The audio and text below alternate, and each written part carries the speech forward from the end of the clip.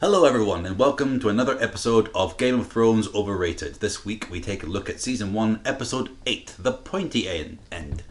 Stu, what do you think of this one this week? It was there. It was. Yep. Straight to the point. I like it. It's difficult to talk about this episode. Why? Why's that? Well, this is a sort of... We had the big dramatic episode last week, and now we're sort of tidying up the loose ends from that. And all of these things do need to happen.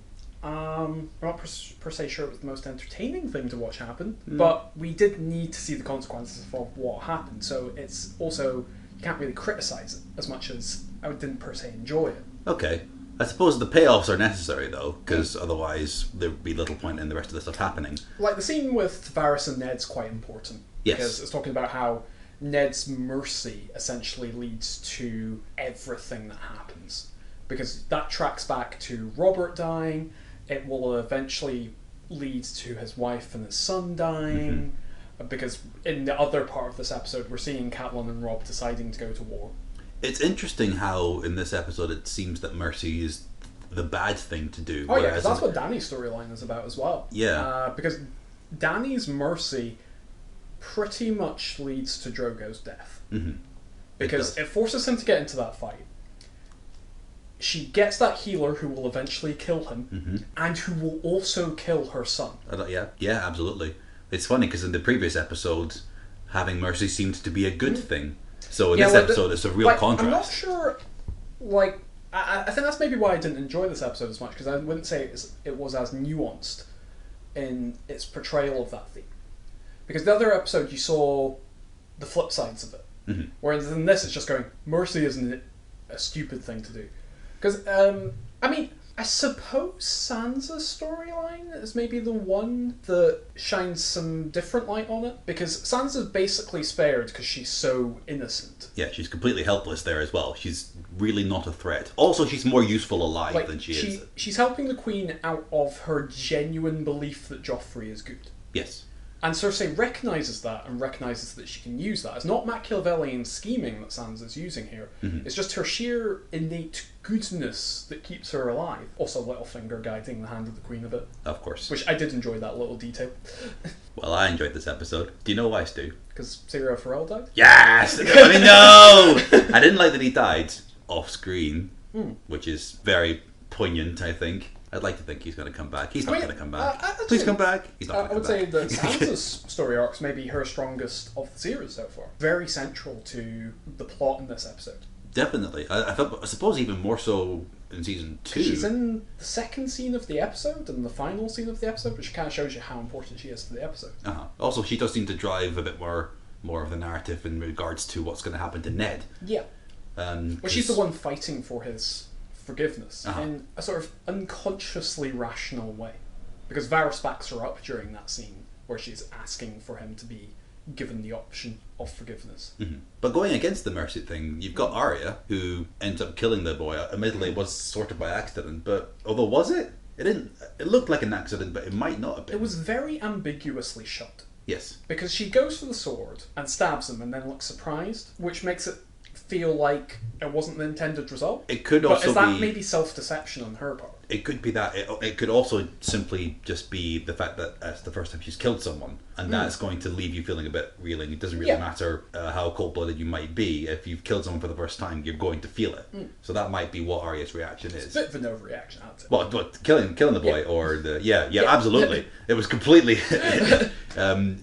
completely unnecessary. She could have just threatened him with the sword, and he would have fucked off. Her ruthlessness is totally rewarded, though, with her getting away scot-free. That's true, which I'm going to nitpick a wee bit here. Is it totally convincing that with the amount of spies there are in King's Landing that Arya could have evaded all of them? I think it's because she is the most forgettable according to the other players in the Game of Thrones. For some reason, everyone thinks about her last. Everyone focuses on Sansa a lot because she's going to be married to Prince Joffrey. Except Cat and Robb, because they point out that the letter makes no mention of her. Like, the fact that she's not mentioned is then capitalised by it. That's true. Well, that's their family, though. Yeah.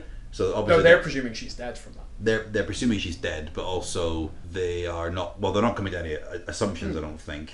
I don't see how they could, because they must know that Arya's the kind of person to hide and run away and stuff, because she's done that her whole life. Maybe she's in a much better position to do it now than at any other point in their life. True. They don't know she's being trained by, say, Rio Farrell, etc. That's true. So that's maybe why they presume she's dead. Maybe. Okay, that makes sense. I would say it's a strong episode for Rob as well. Very strong episode for Rob. I'm not sure I'm convinced by Richard Madden's acting yet. I think it's okay. There's one scene that I'd point out in particular is the scene where he's basically like, right, call the banners, and then like his hand's shaking, which my note on that scene was, it's his hand shaking because he's incapable of showing fear on his face. Oh, okay. I don't know. I'd say he looks... Maybe he's trying not to show fear? Facial acting is so monotone. It drives me crazy. I don't think so. I think he's got a bit of... It's quite subtle in what he does. Perhaps a bit too subtle in places, but I think he does a good job in portraying Robb Stark as he is. He's supposed to be quite stoic. He has to be. It feels to me that the dialogue is telling me how he feels, not his physical performance. Okay. And the dialogue does cover it very well. When you've got a character who clearly needs to be stoic in order to succeed, that can be quite hard to do interestingly. You kind of have to... That's why I bring up the handshaking scene. Like, that's the scene where he's supposed to be losing his grip a little bit. And I'm just not seeing it on his face. He's just totally stoic. He's like, oh yeah, I'm so scared. Well, I think that's why Theon asks him if he's scared or not. He goes, well, are you not scared? That's what I mean about dialogue covering it. Okay. Well, maybe. We're not seeing it, and it's maybe because he's not able to show it. Maybe. Which is worrying for an actor in a drama series. Well, maybe not so much because of what happens in season 3. I'd like to think it's because he's just trying to be strong and is succeeding, even though he is scared underneath it. But that might not be the case. Compare his acting to, well, say Sean Bean, for instance. He is always being stoic as Ned Stark, but you're always seeing the emotions behind it. Well, okay, fair enough. Richard Madden is not doing that. Right, he is just being stoic, and you're not seeing anything behind the eyes. Okay, fair enough. What else have we got? We got Tyrion and Bronn. They have their little buddy cop moment. It's the start of their romance, their bromance.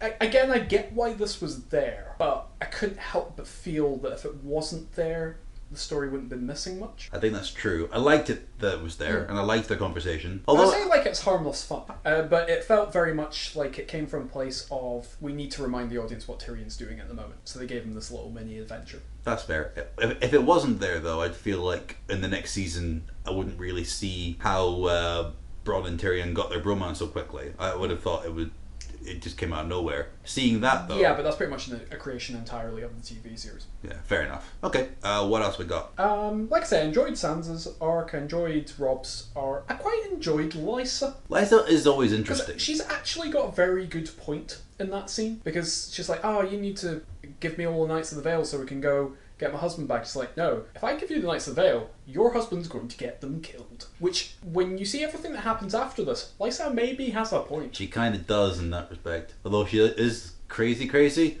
sometimes her craziness benefits her and her house. But she also wasn't always crazy. And not going to war is not that crazy. Yeah, I agree. Arguably going to war is more crazy.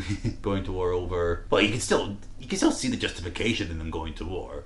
But you're right, it's not like the most sensible thing to do. Well, the point that she makes in the Lannisters' dominance is a very good one. Because she points out, like, well, they killed her husband like it was nothing. And they will continue to do that, and as we've seen in the show, they will. Now, you could make the counter-argument that's maybe because the Knights of the Vale didn't join the Starks at this point, but none of that would have stopped the Red Wedding happening. That's true. The Red Wedding probably still would have happened. And that's precisely what Lysa's worried about, that type of thing happening. Yeah.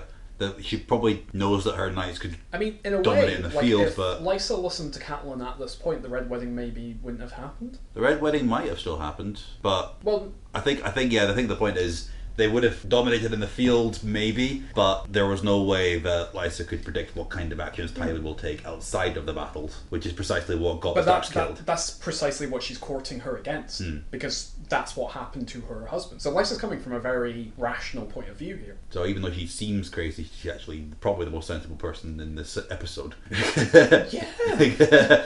Because which the thing is odd. Like, Sansa, as innocent and noble as she's being, is definitely being manipulated. manipulate. Yes, definitely. Right down to that letter, which when the Starks get, they're just like, yeah, that's the Queen's letter, not Sansa's letter. And like even the Starks know she's being manipulated. Yeah. So yeah, like I found it interesting to see that side of Lysa. Admittedly, I also thought it was good just to get more dimension to the character. Admittedly, Catelyn Stark, when she speaks to Robb, does say to him, look, if you're going to do this, it's a huge, huge risk, and if we lose, we're all fucked. Are you sure you want to do this? I think Robb's counterpoint, though, as well, makes sense, in that if they don't go to war, they'll probably end up dead anyway. Okay. Like, I see from his perspective how he would believe that to be true. It probably wouldn't have gone down that way, but I understand why he would think that would happen. I'm pretty sure if Robb went down to King's Landing and did bend the knee like the little shit was asking him to, the minute he bends his knee, he'd had his head lopped off. I don't think he would, actually, because I don't think Tywin would let that happen. Yeah, because Tywin sees more advantage in having allies than having enemies. Spoiler, spoiler, spoiler. Spoiler, spoiler. After Ned has his head chopped off, What? Tywin is livid about it. Because he doesn't really want the war. In fact, it's very much as he explained in the previous episode. He's only going to war because Tyrion had been captured. That's the only reason why that has happened, and by this episode, Tyrion's back. That's true. Yeah, Tywin's not the biggest fan of war either. He just likes being in control and having all the power. And keeping the Lannister name alive. Yeah. As he likes to say all the time. So, like, in some ways I see how Robb's hand is forced, but I think Lysa's also got the valid point of there's no reason for her to go into that war. Yeah. Because as far as the Lannisters are concerned, with Jon Arryn dead, the Arryns are no longer anything they need to worry about. Which is why Lysa's doing that. And also she's working with Littlefinger at this point, which is something that'll be revealed way later. Yeah. True. And Littlefinger will protect her. Alright. I'm pretty sure that's all we need to cover. It's difficult because it's not per se a bad episode or a good episode. It's just an episode that kind of has to happen for the narrative to keep going. Calling it a filler episode may be going a bit too far, because there's still stuff that goes on. Yeah, because filler's traditionally extraneous details. Whereas this is details that you have to see. Like, you have to see the extra stuff at the wall as well. Yes. To get a sense of the dead are coming, which I suppose they'll get here eventually. Yeah, one of them's there.